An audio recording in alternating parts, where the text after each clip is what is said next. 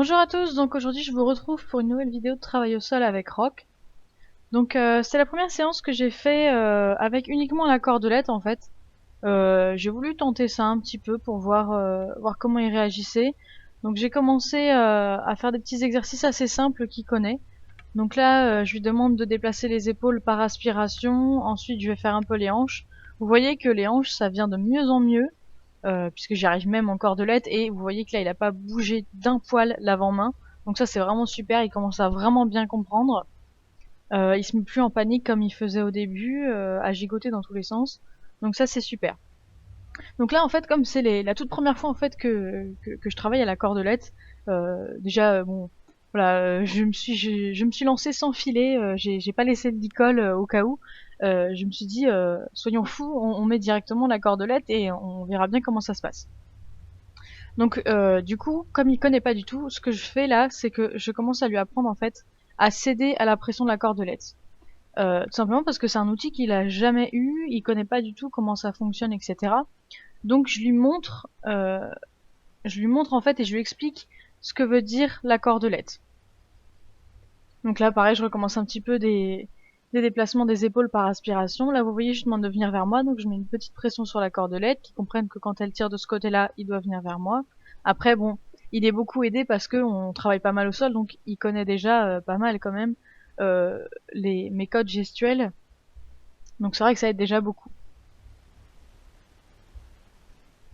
Donc là, vous voyez qu'à cette main-là, il bouge un peu plus, mais on y arrive quand même malgré le fait qu'on n'ait pas de licol.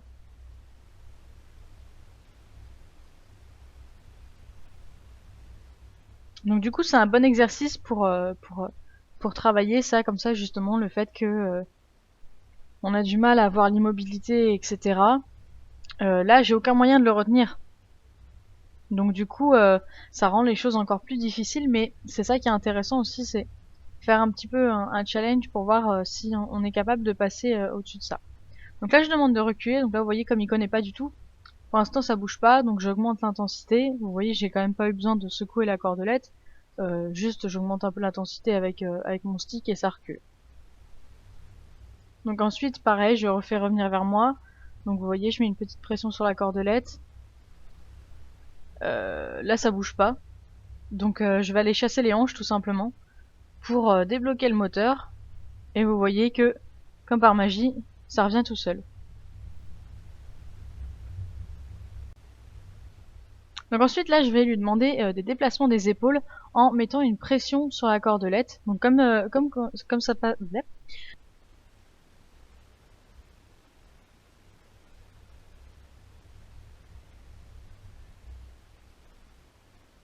Donc, par exemple, en fait, je me sers de la cordelette comme si j'étais montée. Donc je vais la tirer d'un côté ou de l'autre pour qu'il déplace ses épaules. Et donc ça va me permettre de commencer à lui apprendre ce code justement euh, pour qu'il déplace ensuite ses épaules une fois que je serai montée. Donc là vous voyez que pour l'instant ça bouge pas vraiment dans le sens que je veux, il comprend pas vraiment, il bouge ses hanches. Donc je vais l'aider un petit peu avec le stick en passant le stick de l'autre côté.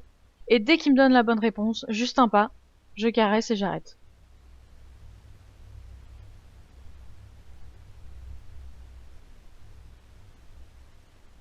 Donc là vous voyez, hop, de ce côté-là c'est pas mal rentré, hein.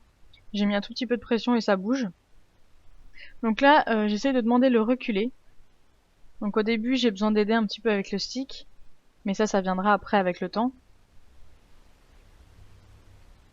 Donc là pareil, bouger les hanches sans contact, il bouge pas les épaules, ça marche nickel. Donc ensuite je fais un petit peu de stick to me pour tester, pour voir. Donc là vous voyez qu'en fait il s'éloigne de moi et il cède pas du tout à la pression là que je mets sur la cordelette pour le faire revenir. Donc j'essaye de chasser ses hanches, mais vous voyez que là il est plutôt déconnecté. Il n'a pas grand chose à faire de moi, donc il fait son petit trot sur son cercle, je sais pas trop ce qu'il lui prend. Donc je continue d'essayer de le désengager, voilà. Et dès que je vois que ça bouge un petit peu, je le fais désengager un peu fort pour le reconnecter très vite à moi.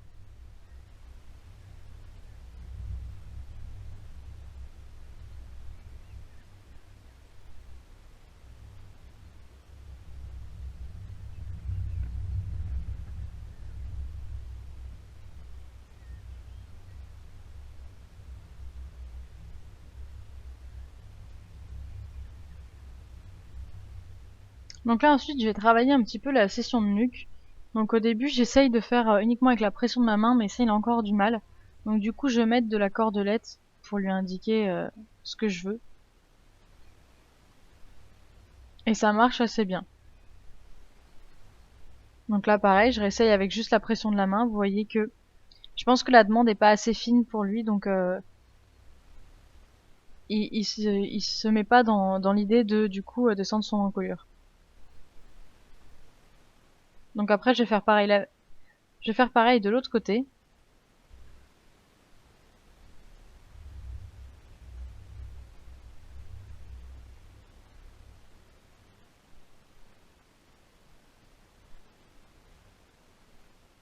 Et à chaque fois je caresse bien sur la zone de pression pour bien qu'il se rende compte que cette zone-là, je peux y toucher. Ça veut pas pour autant dire qu'il doit descendre son encolure, parce que sinon après ça devient infernal. Dès que vous touchez le cheval à tel endroit, il va céder à la pression. Alors que c'est pas forcément ce qu'on voulait. Donc pensez bien à caresser avant et après pour montrer que ça peut aussi être une zone de confort. Donc ensuite je reprends un peu le stick to me. Donc je vais faire pas mal de pas, essayer de faire un petit peu des courbes, euh, essayer de lui faire comprendre qu'il doit céder à la pression de la cordelette, faire des arrêts, etc. Ensuite, je vais essayer un petit peu le cercle. Et alors, jusqu'à maintenant, la séance s'est très bien passée, mais c'est à partir de là que ça va commencer à se gâter. Tout simplement parce que, comme vous avez déjà vu la première fois avec le stick to me, en fait, il cède pas à la cordelette, ce qui du coup, sur le cercle, va finir par me poser problème.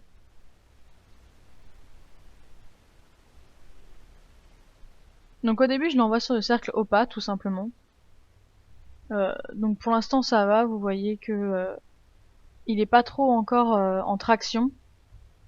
Du coup là vous voyez en fait je demande petit à petit de rétrécir son cercle pour lui apprendre à céder justement en douceur à la cordelette. Donc là vous voyez qu'il rétrécit un peu son cercle.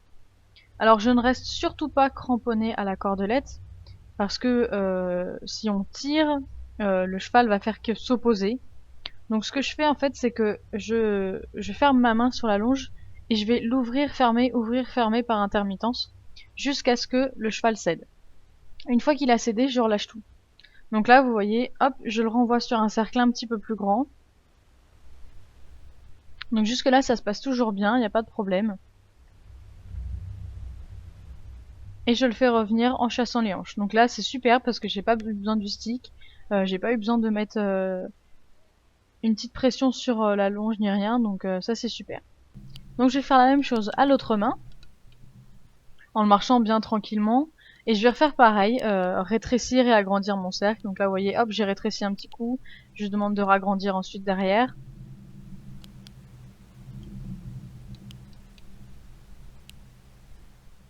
Donc là encore, je demande de rétrécir, puis de ragrandir son cercle.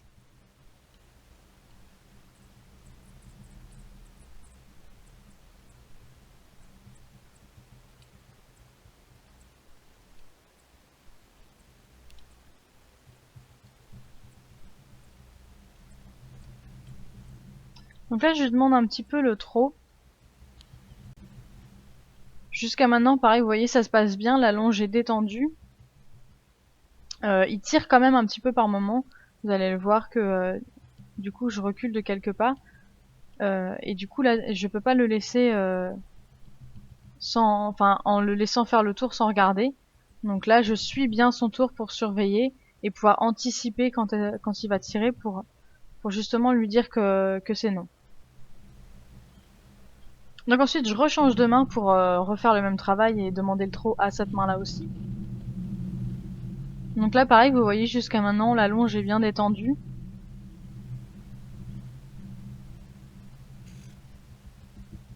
Et là, il commence à tirer, en fait.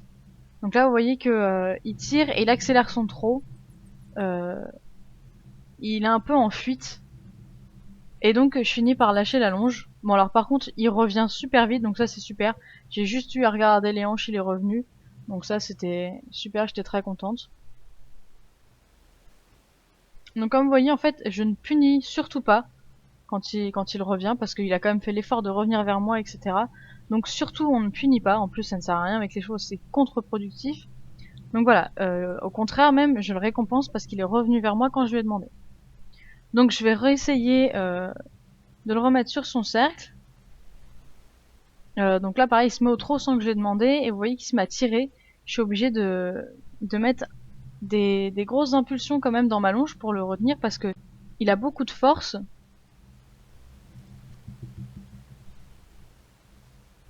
Donc là vous voyez que bon, ça va quand même à peu près, mais il a quand même des phases où il tire dessus et c'est pas ce qu'on veut. Moi je veux pas avoir un contact constant. Donc là il change de main sans que je lui ai demandé. Donc je chasse les hanches et je le fais repartir. Sauf que là vous voyez en fait il est reparti sans que je l'ai demandé. Donc en fait je vais essayer de le faire désengager les hanches pour le faire revenir et lui redemander moi parce qu'il est parti avant que je demande. Et à ce moment-là, en fait il tire d'un coup et il m'arrache la longe. Donc je vais le rechercher et vous voyez que j'ai remis le licol pour voir parce que ça faisait déjà plusieurs fois qu'il m'arrachait la longe comme ça. Donc je remets le licol pour voir ce qui va pas. Et vous voyez qu'en fait là ça se passe nickel. Il tire pas un poil sur le licol.